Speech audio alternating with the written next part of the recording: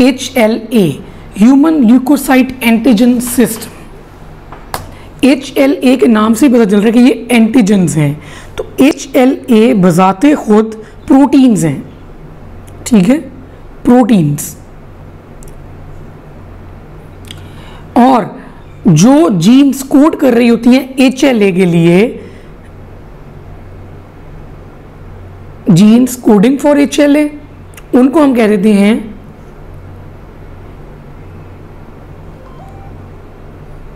MHC, major histocompatibility complex. क्या कहते हैं जी? Major histocompatibility complex. और ये जो जीन्स होती हैं ये प्रेजेंट होती हैं ऑन क्रोमोसोम 6। अब ये जो तीन चीज़ें मैंने अभी तक आपको बताई हैं कि HLA प्रोटीन्स हैं, मेजर हिस्टोकम्पैटिबिलिटी कॉम्प्लेक्स जीन्स है जो कोड कर रही हैं इससे, और क्रोमोसोम किस पे होती है? ये 6 पे। ये तीनों चीज़ें MCQs में पूछी जा चुकी हैं। इसके अलावा एक चीज़ वो पूछ लेते हैं कि what is the most important thing that you should do before organ transplantation. तो मोस्ट इम्पॉर्टेंट थिंग अगर पूछते हैं ना, तो फिर आपने उसमें HLA जो है ना टाइपिंग एंड मैचिंग करनी है। लेकिन अगर बेस्ट इनिशियल पूछ लेते हैं तो फिर ABO कंपैटिबिलिटी देखनी होगी। लेकिन जहाँ पे मोस्ट इंपॉर्टेंट आ जाएगा तो HLA टाइपिंग एंड मैचिंग, ठीक है। ये तो हो गई पहली चीज़। ये प्रिडिक्ट कर रहे होते हैं कि टिश्यू कंपैटिबल कितना है कि वो ट्रांसप्लांट हो सके। अब चलते हैं आगे। अब HLA एंटीजेंस जो हैं ये 2 क्लासेस में डिवाइडेड है। HLA एंटीजेंस जो हैं वो 2 क्लासेस में डिवाइडेड है। एक है आपके पास क्लास 1 और एक है क्लास 2। दोनों जो हैं वो ग्लाइकोप्रोटीन्स हैं।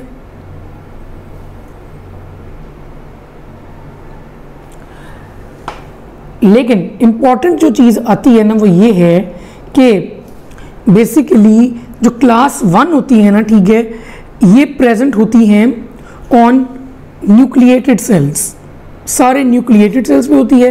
तो न्यूक्लिएटेड पे है, इसका मतलब है कि RBC में तो न्यूक्लियस नहीं ना होता, तो RBC में क्लास 1 MHC प्रोटीन्स नहीं होती, MHC कॉम्प्लेक्स नहीं होता, जिसके से क्लास 1 एंटीजेंस नहीं बनती, ठीक है। और बेसिकली ये होती हैं ऑल ह्यूमन सेल्स पे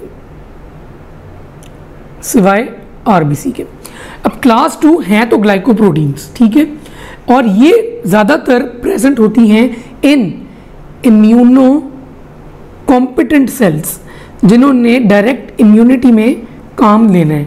फॉर एग्जांपल मैक्रोफेजेस आ जाते हैं, डेंड्रिटिक सेल्स आ जाते हैं, लैंगरहैंस सेल्स आ जाती हैं, B सेल्स आ जाती हैं, T सेल्स आ जाती हैं, ठीक है। कोई इस तरह के सेल का नाम आ जाए जो इम्यूनो कॉम्पिटेंट होगा, जिसने बेसिकली इम्यूनिटी में काम देना है, तो उसमें सारे जो है ना वो क्लास 2 आएंगी उसमें। एक तो बात ये आपको क्लियर होनी चाहिए, ये चीज़ें पूछी ही नहीं गई लेकिन मैं आपको क्लैरिफाई करना चाह रहा हूँ ये। अब इम्पॉर्टेंट चीज़ क्या है CPSP के हवाले से कि क्लास 1 जो है इसकी आगे फर्दर सब टाइप्स हैं। कौन कौन सी? HLA A, B and C, ठीक है। HLA A, B and C। जबकि आप जब क्लास 2 पे आते हो तो क्लास 2 में आपके पास आ जाती हैं जिस तरह की क्लासेस, आगे सब क्लासेस कह लें आप, ठीक है।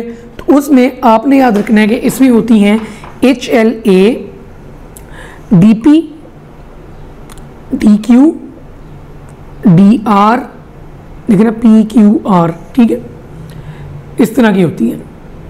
तो जिसमें 2 आ जाएंगी तो वो 2 होगी, जिसमें 1 आ रही है 1 एक ही है ना, A भी एक चीज़ है, B भी एक चीज़ है, C भी एक चीज़ है, वो क्लास 1 होगी। ये पूछ सकते हैं, ठीक है।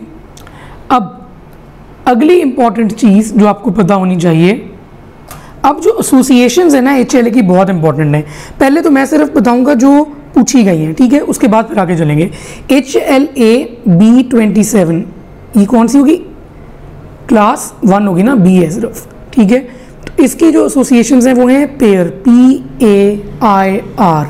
P से याद रखना है सोराइसिस, A से याद रखना है एनकाइलोजिंग स्पॉन्डिलाइटिस, ठीक है। I से याद रखना है आपने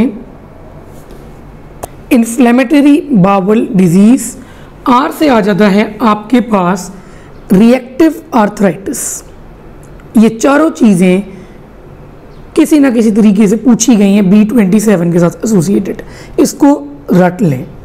पेयर PAIR, ठीक है। इसके अलावा जो पूछी गई है एक दो दफ़ा वो है B8 की एसोसिएशन। B8 की एसोसिएशन होती है with myasthenia gravis, Graves disease और एडिसन डिजीज। ये ऑटो इम्यून है ना थोड़ी सी, ठीक है। तो ये 1, 2 और 3, B8 ग्रेव्स, ग्रेविस, एडिसन, ठीक है। उसके बाद जो पूछी गई है और वो है आपके पास A3। A3 से याद रखना है हीमोक्रोमेटोसिस के साथ, हेरेडिटरी हीमोक्रोमेटोसिस। B27 का पेयर B8 से आप याद रख रहे हैं, B8 है ना EI, ठीक है, GHT। तो G से याद रख लें ग्रेविस, ग्रेव्स, और यहाँ से A से एडिसन याद कर लें, अगर कर सकते हैं इस तरह में एक तरीका है। A3 से हीमोक्रोमेटोसिस, A3 हीमोक्रोमेटोसिस, ये तो इजी रहेगा क्योंकि है ही एक प्रोमिनेंट सी चीज़ है। बाकी एक दो चीज़ें और हैं अगर आपने याद रखनी है, ठीक है, क्लास 1 से रिलेटेड, इम्पॉर्टेंट नहीं है लेकिन अगर रखनी है तो आप रख सकते हैं। B51 आ जाती है जी बेचेट्स डिजीज, और CW6 आ जाती है सोराइसिस वल्गैरिस, सोराइसिस वल्गैरिस। अगर अकेला सोराइसिस पूछते हैं तो B27 है, ठीक है। ये इतनी हाई यील्ड नहीं है इतनी, ठीक है। ये जो ये लिखी है ना सारी, ये वाली सारी, ये बहुत हाई यील्ड है, ये नहीं भूलनी चाहिए आपको। आगे चलते हैं, जो आ जाती है आपके पास क्लास 2।